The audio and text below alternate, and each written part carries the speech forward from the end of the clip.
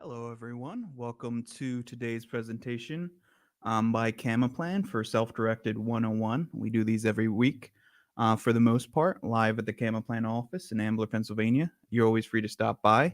We're going to go through a lot of good information today about the basics of self-direction. Excuse me.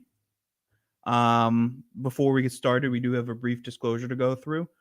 Um, Everything presented in today's webinar is strictly for educational purposes. Nothing is intended to be misconstrued as advice. Camaplan is a neutral third-party administrator of IRAs. We do not endorse or sell any products. We'll never call you about the next best investment opportunity. We're also not CPAs, financial advisors, or attorneys. So if you need advice in any one of those fields, we highly recommend you consult with your team of professionals to make sure that the process is set up based off of their recommendations. So first and foremost, my name is William Mucker. I'm a client executive with Camaplan. And the things we're going to go over in today's presentation are as follows. What is a self-directed IRA? What types of accounts can be self-directed? What investments you can make out of a self-directed IRA? What investments you can't make? How the process works, and some tax considerations and other resources you can take to your tax professional the next time you speak with them. So let's move on. So what is a self-directed IRA? So self-directed is just an adjective. What it really means is you're using your IRA to invest into alternative investments that you have control over. In reality, the accounts that you actually open up at Camaplan are traditional IRAs, Roth IRAs, SEP IRAs, HSAs, ESAs, simple IRAs, solo 401ks. We offer them all, and they all can be self-directed. You may go to a custodian, and they may tell you have a self-directed IRA with them, but what they really mean is you can direct your investments to anything off of this list. And those are things that they sell. With a truly self-directed IRA, you bring the investment that you want to do, and then the custodian processes them, like the ones at Camaplan. This is a quote from one of our clients: investing in what you know, can understand, and can control versus using hope as your strategy. A lot of people think you can only invest your retirement funds into the casino of Wall Street, and that's just not true. And you're going to learn that today when we go over some of the allowable investments within a self-directed IRA. Now, what types of accounts can be self-directed? So at a high level, you have two different buckets. So you have your tax-deferred bucket and your tax-free bucket. What that means is the tax-deferred accounts, the contributions are not taxed when going into the account, but years down the line, you're paying taxes on the distribution of those contributions and everything you've earned up to that point. With a tax-free bucket, on the other hand, the contributions that you put into the account are taxed at the time of contribution. And years down the line, at an eligible retirement age, when you take distributions from these accounts, being the contributions and anything that's been earned, those distributions are tax-free. The way we like to phrase it to our clients are, would you rather pay taxes on the seed or the harvest? I'm a little partial to the tax-free side, of course, because I want to pay as little taxes as possible. And then within those buckets, you have specific types of accounts. On the tax-deferred side, you have your traditional IRA. Spousal IRA is a little bit misleading on the slide. Spousal IRA can also be a Roth IRA. A spousal IRA just means that you have a non-working spouse and a working spouse. The working spouse can contribute on behalf of the non-working spouse. Again, on the tax-deferred side, you also have employer-linked IRAs like the SEP IRA and Simple IRA. SEP stands for Simplified Employer Pension, and then Simple stands for Savings Incentives Match Plan for employers. And you also have your 401ks, your 403bs, and other employer plans on the tax-deferred side. Then on the tax-free side, you have your Roth IRA, your health savings account, which is the only account of its type where the contributions are tax-deferred. And then years down the line, if for a qualified medical expense, those distributions are also tax-deferred or tax-free, Then you have your educational savings accounts, also referred to as Coverdell's, and then those 401ks I mentioned earlier can also have Roth portions depending on how the plan was set up. Here are some differences between 401ks and IRAs. The main differences tend to be the contribution limits and the fact that they're linked to an employer, whereas there are still plans like the SEP IRA and Simple IRA. They can also be linked to employers. Um, Also, solo 401ks or 401ks in general are the only type of plan that you can take a personal loan from, and that amount has to be either $50,000 or 50% of the account balance, whichever of those two amounts is less. And then at the very bottom, you see UDFI rules do not apply to solo 401ks. We'll talk about UDFI towards the end of the presentation and what that means. But there are some requirements for that UDFI exception to apply to the 401ks. This is 4 different avenues of investments. If you earn $100,000 through these avenues, what do you get to keep? This is a nice visual, and we have an even better one in the following slide. But let's start off with your W-2 salary. If you go out and you work and you earn $100,000, in this example, you're at about a 40% tax bracket. You're paying federal, state, local taxes, Social Security, Medicare. Your employer is also paying taxes. So, and it's going to vary depending on where you are, of course, with the local taxes and state taxes. But in this example, that $100,000 you earned through that W-2 or 1099 income, 40% is going to the government. So you're only ending up keeping $60,000 where you're paying $40,000 in taxes. Then right below that, you have your passive income, which with this, you're not paying that 15% Social Security, Medicare, employer taxes. So in this example, that $100,000, you get to keep $75,000 and you're paying $25,000 in taxes. At the bottom, you see both the tax deferred and tax free accounts. That $100,000 you earn, you get to keep. However, there's an asterisk next to that tax deferred account. Like we just talked about, when you take a distribution of $100,000, you're going to have to pay taxes on it. Whereas in the Roth IRA, when you're of eligible retirement age and you take a distribution of that $100,000, that's $100,000 tax free. This is another slide that I like. It's another great visual. So this is $50,000 at a 10% rate of return and in a 30% tax bracket over a 40-year period. So in the blue, you have your taxable income. In the light green, you have your tax deferred income. And your dark green, you have your tax-free income. So over 40 years, you can see at the end, it's important to note that the tax deferred accounts and the tax-free or Roth accounts both earned $2.2 million. However, the tax deferred account had to pay $700,000 in taxes when they took it out of the account. So it only walked away with $1.5 million, whereas the taxable income only walked away with $700,000 to begin with. So this is another visual I like to show people that really hits home the benefits of investing in a tax sheltered account like a tax deferred or tax free retirement account. A question I get all the time is, what can I invest into with my self-directed IRA? So these are some of the things that our clients invest into every day, but you see at the bottom, there are other options as well. You're not limited to these options. And we're going to talk about each of these a little bit further in the coming slides.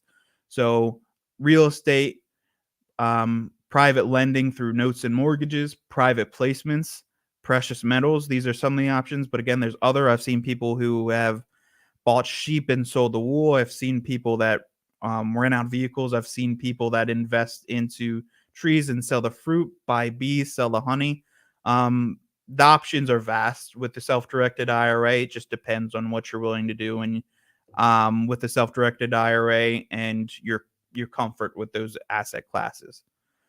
So to start off, one of the most popular asset classes at Camo Plan is real estate.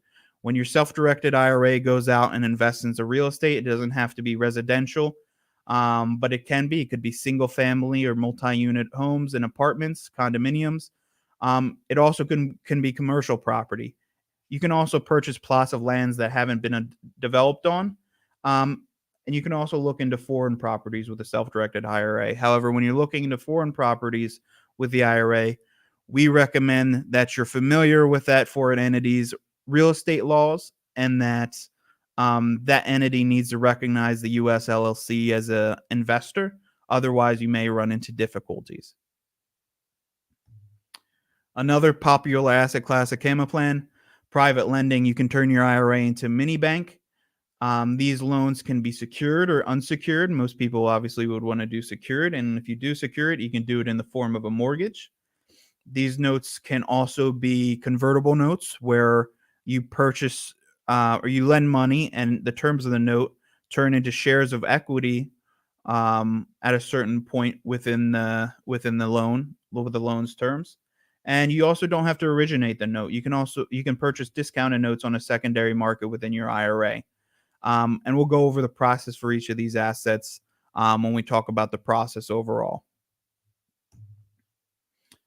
Probably the most popular asset class at Kama Plan because of just how passive it is private placements. So before these companies like Apple or Google went public, you couldn't invest into them on the stock market. So how you could invest into them is through a vehicle called a private placement, and that can be done through a self-directed IRA. So this is purchasing shares of a privately traded company.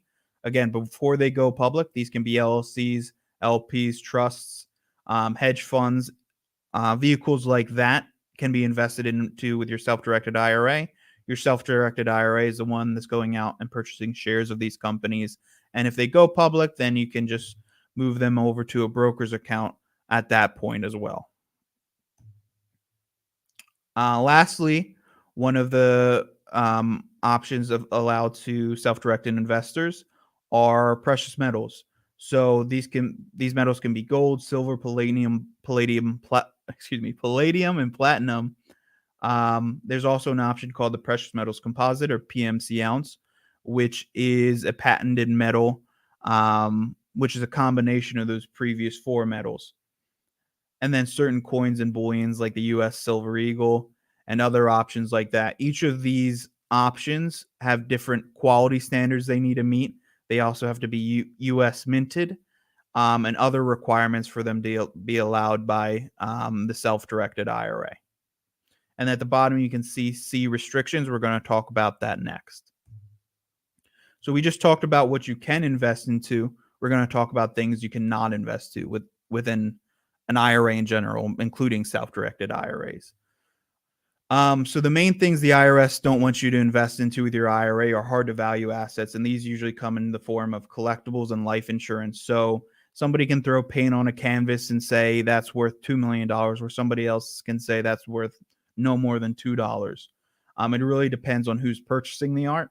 So the IRS doesn't want your IRA purchasing these works of art.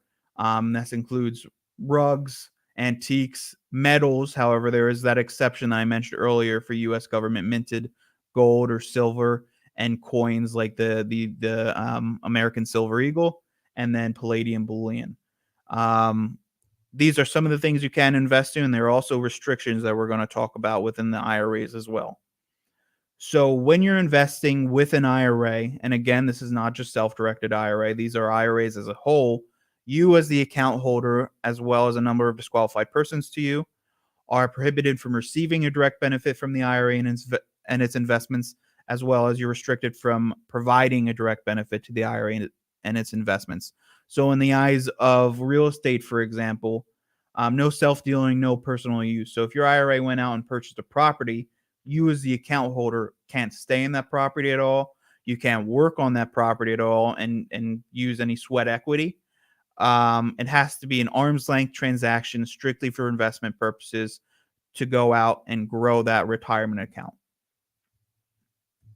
So like I just said, there are also some disqualified persons to the IRA.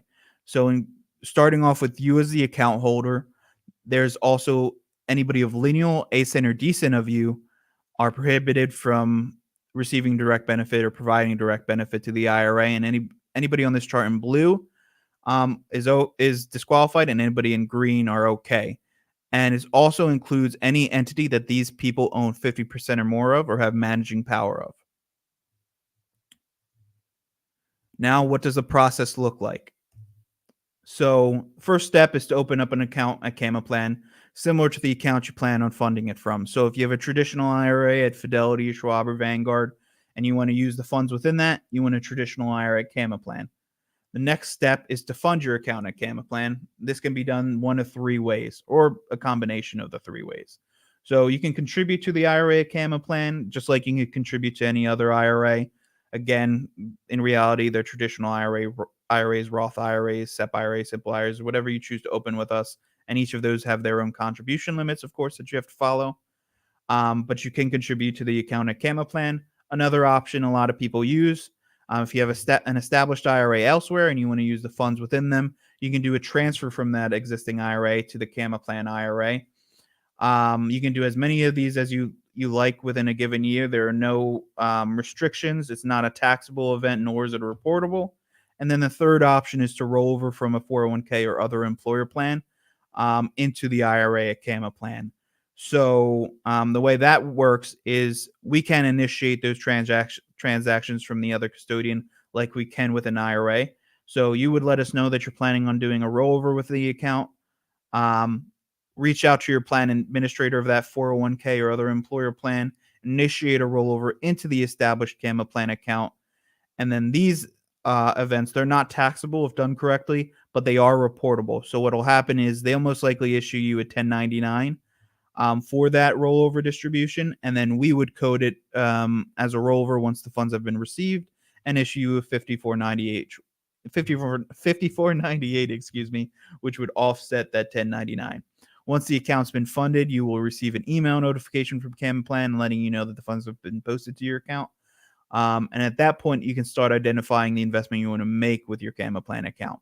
So you can identify the property you want to purchase with the IRA. You can identify a borrower that you want to lend to with your IRA, or a company you want to invest into with the IRA via private placement. At that point, you'll collect the necessary investment paperwork and send that into Gamma Plan with their asset purchase directive. What we're looking for in the investment paperwork is that the purchaser of the property, the lender on the note, or the subscriber in the private placement isn't you personally. It's the IRA. The IRA is a separate entity from yourself, similar to a trust. So if you had an agreement of sale, the way it would look is the purchaser wouldn't be Will Mucker on that agreement of sale. It would be the IRA, which is something along the lines of Gamma Plan FBO, which stands for benefit of Will Mucker IRA or Roth IRA, whatever type of account I have. I would initial next to the signature line for that IRA. That lets Gamma Plan know that I've read and approved of the agreement, and send that into Gamma Plan with the asset purchase directive.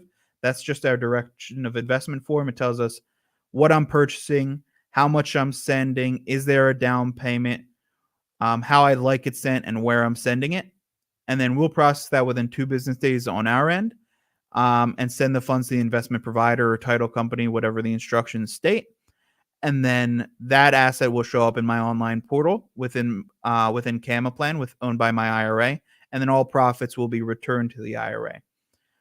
On average, from the date you open the account to the date you make your first investment, I tell people to expect about 3 weeks for that to take place, but we process everything on our end within 2 business days of receiving paperwork in good order. That the biggest chunk of time is getting the account funded. On average, that process takes about 2 weeks. It could be a little bit quicker. It could take a little bit longer. But it really depends on the other custodian, their processing timelines, how you're sending the funds, whether it be a check or a wire, if assets need to be liquidated within that account, and other factors as well.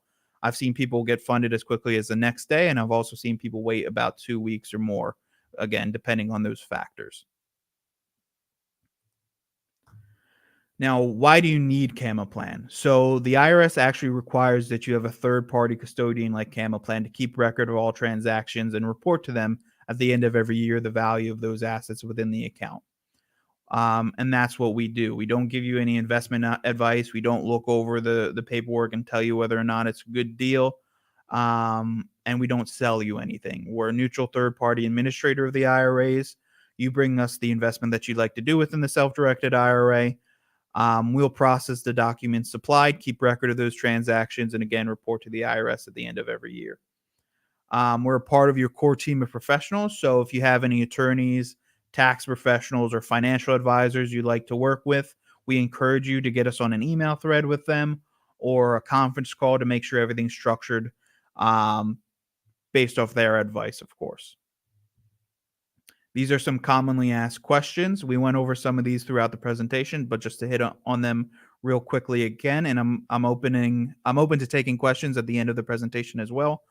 So feel free to post them if anybody has any questions. But just to go over these frequently asked questions, we get: what is the timeline to open and fund a self-directed IRA?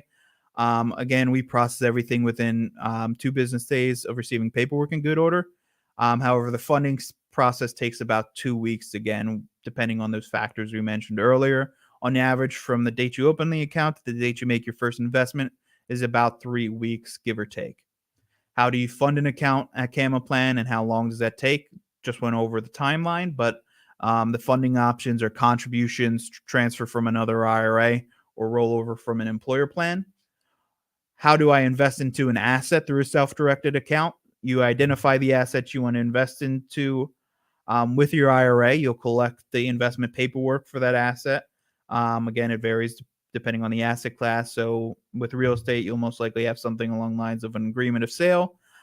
With private lending, you'll have a promissory note and/or security paperwork, and possibly security paperwork. Private placement, you'll have a subscription agreement. On those documents, you'll make sure the investor, is the IRA, that entity we talked about earlier, separate from yourself, similar to a trust. It's Camaplan FBO, which stands for benefit of your name, IRA or Roth IRA, SEP IRA, whatever type of account you have with us. You'll initial next to the signature line for the IRA and send that into us with our asset purchase directive, and we'll process that within 2 business days and then sign on behalf of the IRA's third-party administrator. And that answers the next question: who signs the paperwork when I invest? You initial it, lets us know that you've read and approved of it, and we sign on behalf of the IRA as third-party administrator. Can I use my IRA for the down payment of a property I want to own personally? The answer to that is no. If the IRA is to own, or if the IRA is to own 100% of the property, it has to pay for 100% of all expenses for that property, including down payment, purchase price, utility bills, renovations.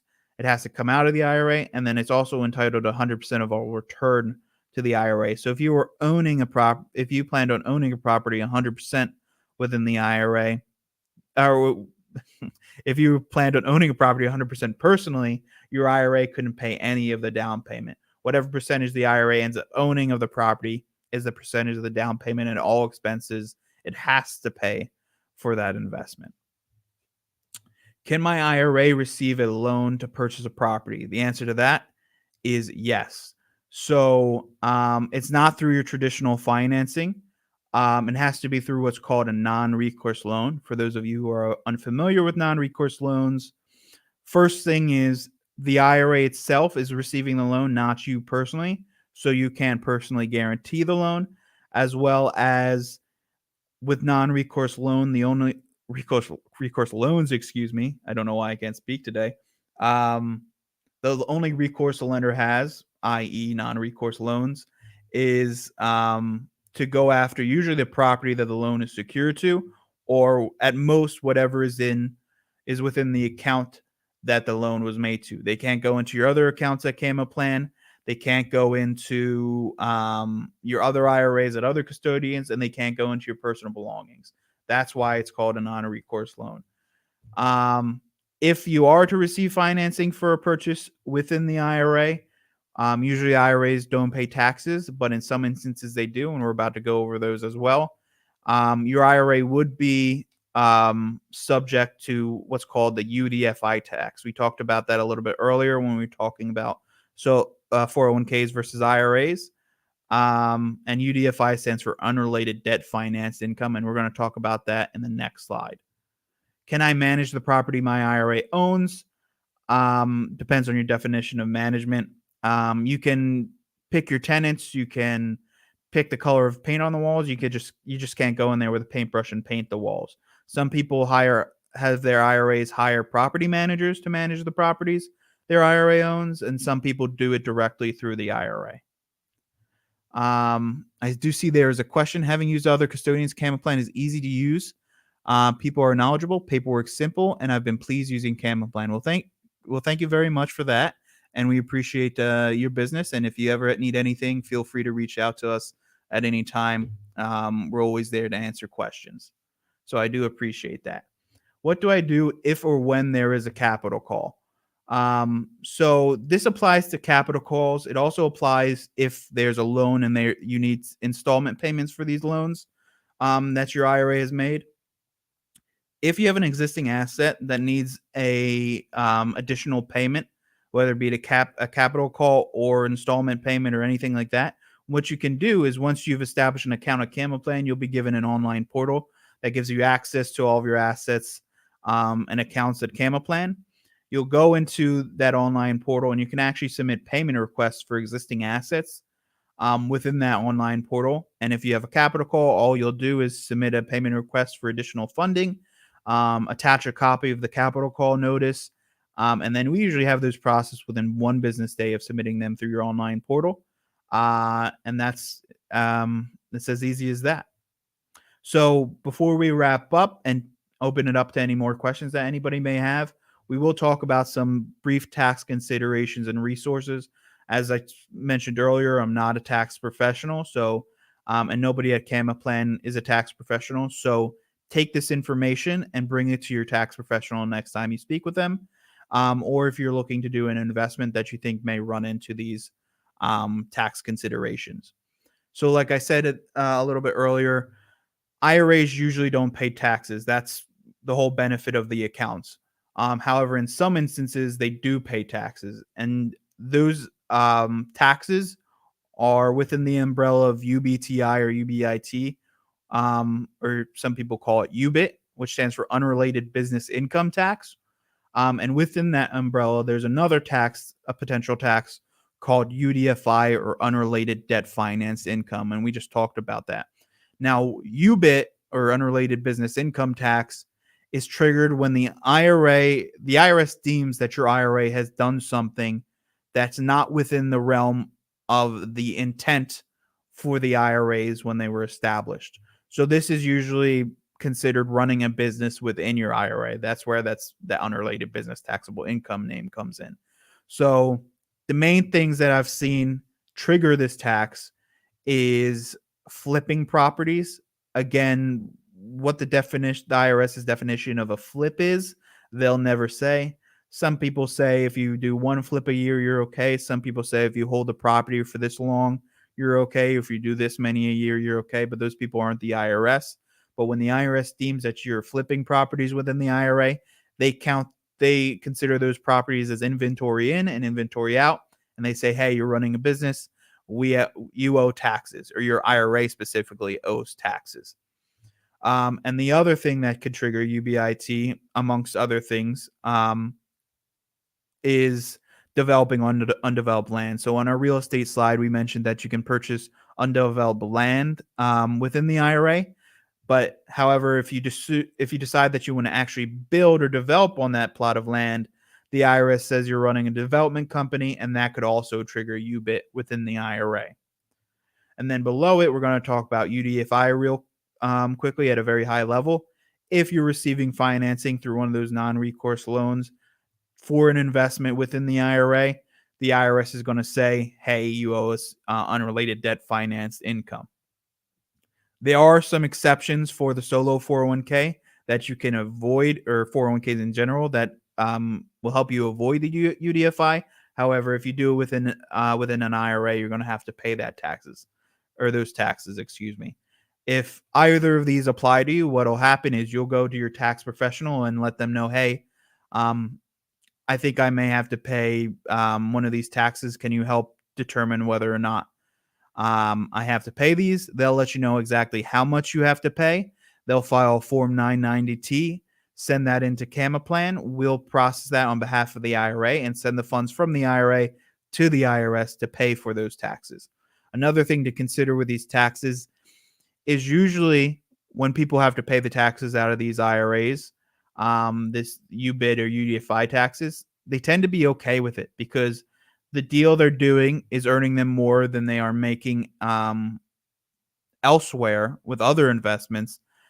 They're able to grow their retirement account quicker, and as well as they'd be paying taxes outside of the account if they were doing it that way instead. So it really depends on the deal, how much you're earning, and the taxes you'll have to pay, and that's something you can weigh with your investment provider and your tax professional. So this is everything we talked about. This is where we pulled all of that information from to prove to you that we didn't make any of this up. If you have trouble sleeping at night, you can keep these articles by your bedside. But again, it's just proving to you none of this was made up or pulled out of thin air. And you can also see that Form 990T that we just mentioned about.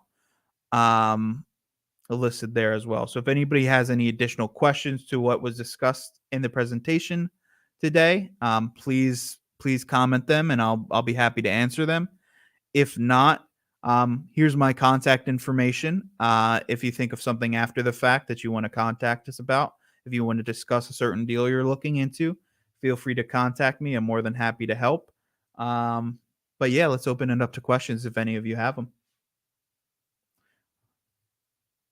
I know that some people tend to like to take these offline, so questions um, are not always huge with these presentations. So I'll give an additional minute for people who are typing to ask their questions, and if not, we'll just wrap it up, and you can digest the information and reach out to us if anything piques your interest with self-directed IRAs.